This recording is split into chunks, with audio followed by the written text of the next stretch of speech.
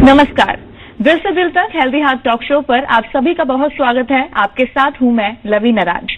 दिल से दिल तक हेल्दी हार्ट टॉक शो हर भारतीय को हृदय रोग के बारे में शिक्षित और साथ ही जागरूक करने की एक पहल है। आंकड़ों की अगर माने तो आंकड़े ये बताते हैं कि भारत में पश्चिमी देशों के मुकाबले लोग 10 साल पहले ही हृदय रोग से पीड़ित हो जाते हैं और इसके अलावा भारत में हर 33 सेकंड में एक आदमी की हार्ट अटैक की वजह से मृत्यु भी हो जाती है। इसीलिए भारतीयों को हृदय रोग से बचाने के लिए और साथ ही हृदय रोग से जागरूक करने के लिए देश की सम्मानित इंडियन मेडिकल फ्रेटर्निटी के साथ मिलकर दिल से दिल तक हेल्दी हार्ट टॉक शो अभियान की शुरुआत 2018 में ही कर दी गई थी।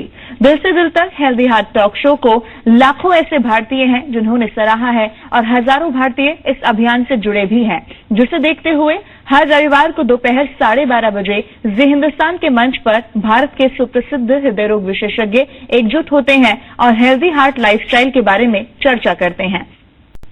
और इस श्रृंखला में आज हमारे बीच देश के जाने माने प्रसिद्ध हृदय रोग विशेषज्ञ डॉक्टर अनिरुद्ध धर्माधिकारी नासिक से हमारे साथ हैं, जो कि हमें हृदय रोग से बचाव और साथ ही उसके उपचार के बारे में अधिक जानकारी देंगे और हार्ट हेल्दी लाइफस्टाइल के विभिन्न पहलुओं के बारे में हमसे चर्चा भी करने वाले हैं। आप सभी का बहुत स्वागत है। डॉक्टर अनिरुद्ध धर्माधिकारी, सबसे पहला सवाल मेरा आपसे रहेगा, भारत में हृदय रोग के कारण मृत्यु दर की अगर बात की जाए तो लगातार ये बढ़ती जा रही है। ऐसे में लोगों को जीवन शैली में बहुत सारे बदलाव लाने की जरूरत तो है, लेकिन कोई भी इसका पालन करता हुआ नजर नहीं आता। एक चिकित्सक के रूप में आप उनका मार्गदर्शन कैसे कर सकते हैं?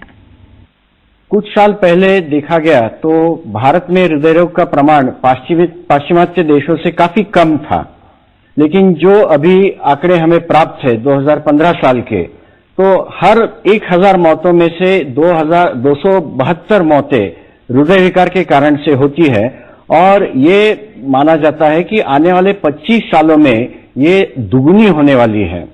तो ये आंकड़ेवारी हमें चौंकाने वाली है और उससे हमने जागरूकता बढ़ानी चाहिए हृदय रोग के प्रति। अक्सर देखते हैं हम कि हमारे रिश्ते में या कोई मित्र परिवार में कम उम्र में भी हृदय विकार या हार्ट अटैक का प्रॉब्लम हो जाता है, तो हमने भी जागरूक होकर इनका मुकाबला करने के लिए तैयार होना चाहिए।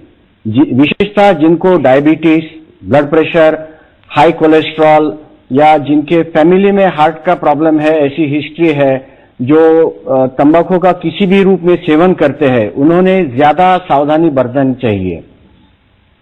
अपनी से अच्छी सेहत के लिए, हृदय की अच्छी सेहत के लिए नियमित रूप से व्यायाम, अच्छे आहार का और समय पे आहार लेने का पालन होना चाहिए। स्मोकिंग, अल्कोहल, इन चीजों को वर्ज करना चाहिए। कम से कम 7 घंटा नींद जरूरी है, उसे लेना चाहिए।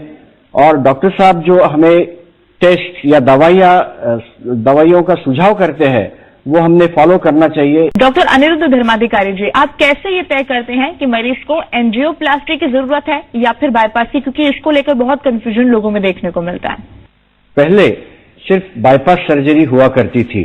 जब 1967 में बाईपास सर्जरी पहले चालू हुई तो पहले सिर्फ हम बाईपास के बारे में सुनते थे।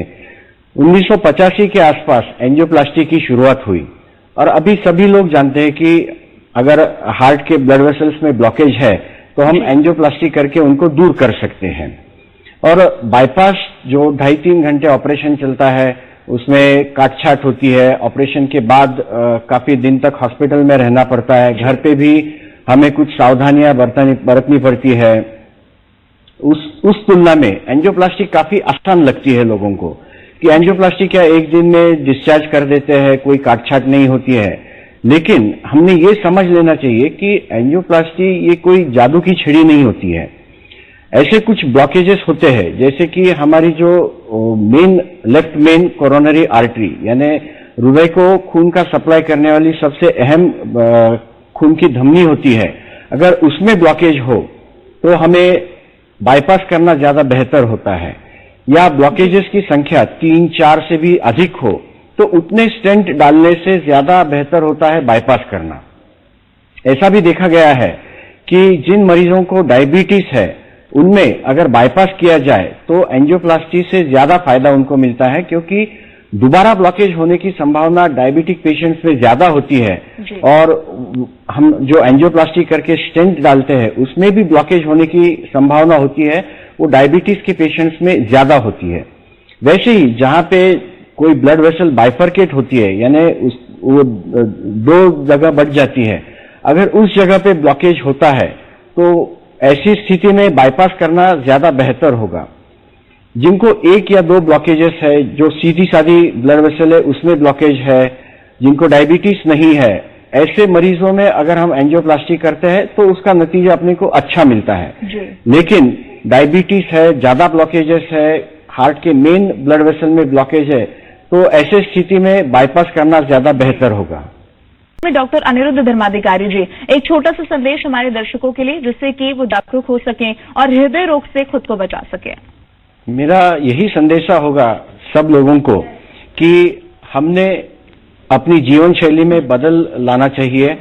ज्यादा से ज्यादा एक्सरसाइज, व्यायाम करना जरूरी है। दिन में कम से कम 1-1.5 घंटा सही भोजन सही समय पे लेना जरूरी है और किसी भी व्यसन को हमसे दूर रखना चाहिए, जैसे कि स्मोकिंग है, अल्कोहल है। और अगर हम ऐसा करेंगे तो हम हमारी अच्छी तरह से निगरानी रख सकते हैं, अपने फैमिली की निगरानी कर सकते हैं और अपने देश को मजबूत बना सकते हैं। बिल्कुल, तो हृदय को स्वस्थ कैसे रखा जाए, इस पर आज हमारे दर्शकों के साथ महत्वपूर्ण जानकारी साझा करने के लिए आप सभी का बहुत बहुत शुक्रिया। हमें पूरा यकीन है कि हमारे दर्शकों को महत्वपूर्ण जानकारी जो मिली है और आप सभी के द्वारा दी गई जानकारी का हमारे दर्शक पालन भी कर सकेंगे।